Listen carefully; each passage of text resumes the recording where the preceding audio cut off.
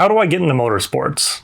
This is a question that gets asked to me almost every single day, so I figured I'd make this brief video to kind of show how I got into it and hopefully help someone out there who wants to break into the industry. My name is Alex and I do both photo and video. I've worked both sides of the fence in motorsports, having worked on a team and most recently stepping away to freelance my skills. I have worked my way from the local track level all the way up to the Formula One paddock. My specialty is social media based content and doing things well outside of the norms in this space. My take on this may not be for everybody, but this is what I did to get where I am, and I've been able to make a career out of playing with a camera.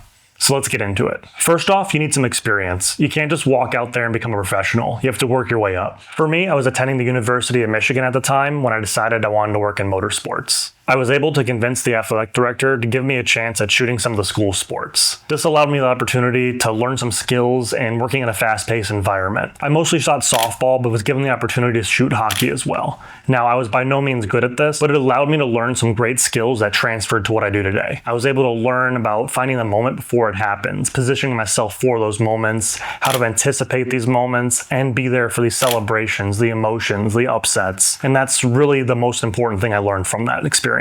Outside of this, I would accompany my friends to local drift events, and this is where I learned how to do panning shots, learn motorsports etiquette, and most importantly, learn how to not get hit by a car on a hot track. Doing this helped me gain enough experience and helped me build a portfolio to start applying for jobs once I graduated college. My best advice would be to look around your area for local tracks. See if you can offer your services to the media department there, the event promoter, or the track themselves. Unfortunately, starting off, when no one knows you don't have any experience or a portfolio, you're going to have to do some work for free, and that's okay. We've all been there, and it's just part of the process. Once you've been working these events and expanding your skills, it's time to build a portfolio. And you may be saying, I already have an Instagram. Well, that's not enough.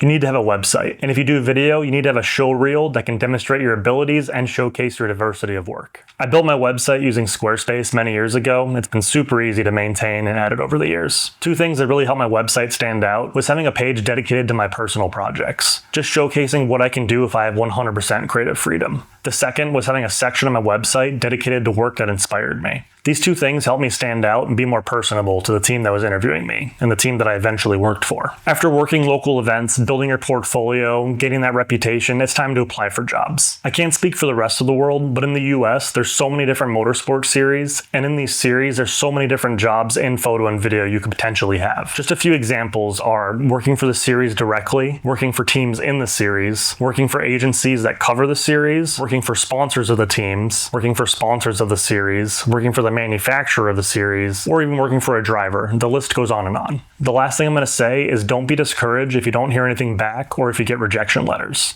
I was rejected by a number of teams and a couple different series before I was ever given the opportunity to work in motorsports. I hope this was helpful. Obviously, this was a brief video. This is a topic that can be talked about for hours and hours and hours. I plan to make some more specific videos about working in motorsports or just photography or video in general, so be sure to stick around for those. Thanks.